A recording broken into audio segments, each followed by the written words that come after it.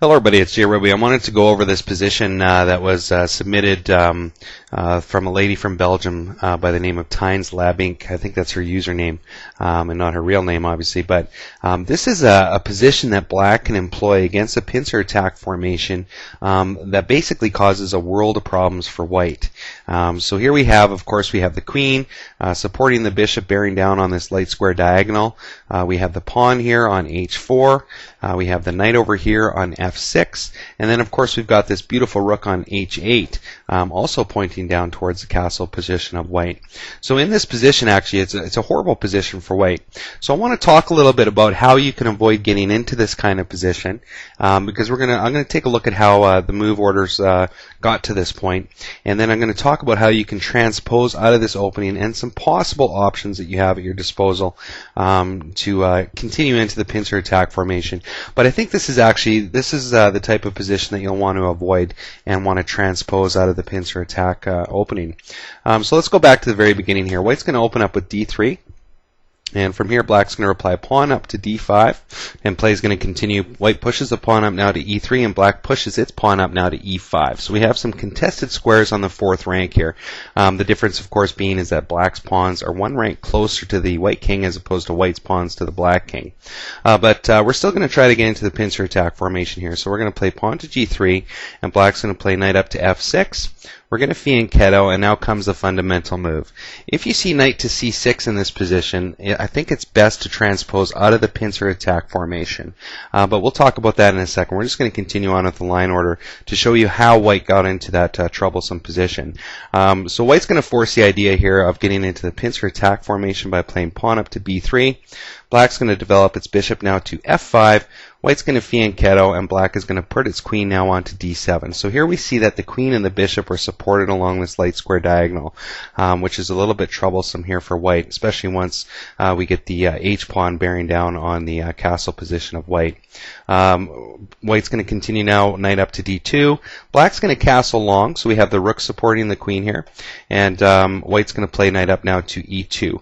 Black's going to push that pawn up to h5, white's going to castle, and black's going to push the pawn up to h4. So this is kind of how we got into that troublesome position, and the one that we're going to talk about here. So we're going to go back to knight to c6. I think in this position, and I spent a fair amount of time looking at this position, trying to find a way that white could still get into the pincer attack formation with a relatively equal position to work from, and I couldn't really find anything. So I think the best idea here for white to maintain a nice equal footing in the opening is to transpose out of the pincer attack formation and get into a King's Indian attack setup. So from here, we're going to play knight to f3.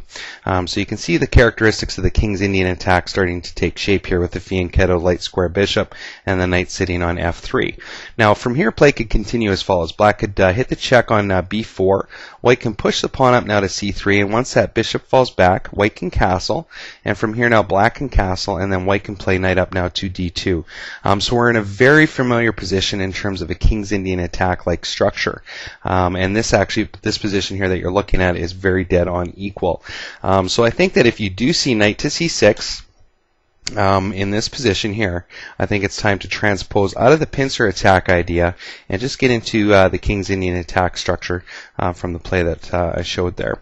Let's go back here though to knight to c6. I think that you should also transpose if you see bishop to f5 because it's going to create a very similar position anyway. So I think it's time to get out of the pincer attack formation and get into something that's a little bit more playable as white instead of those troubling lines that we looked at as black, because this will give you a fairly equal footing to play from, which means that it's going to be the strength of the players that determines the game and not any kind of pre-memorized move orders.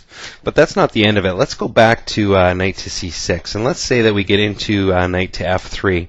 Now, there are some different moves that black can employ in this position. For example, we played bishop to b4 check. Let's try some different things out here and see what else black can try.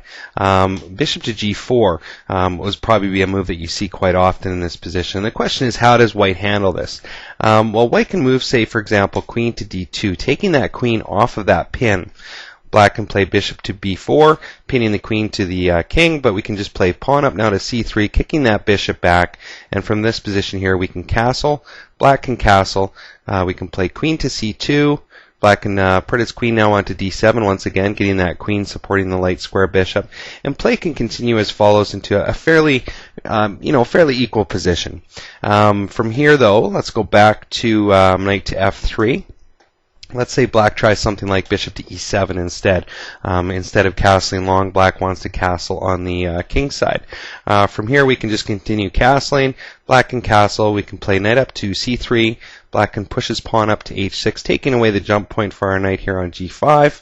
And we can push our pawn up to a3, taking away the Black's knight's jump point to b4. And then White can develop the bishop. We can put our rook now onto b2, and we're in a fairly equal position again. So it's quite an interesting line that was brought up here by the lady from Belgium, and definitely worth taking a look at. Like if we go back to the beginning here and just flip the board around, this is a very strong play from Black to try to seize initiative from White if White tries to go down these lines. So I think it's paramount for White to transpose out of the idea and just get into a different structure altogether, because this one here is just a lost position for White in my opinion, and it's just not worth risking the game.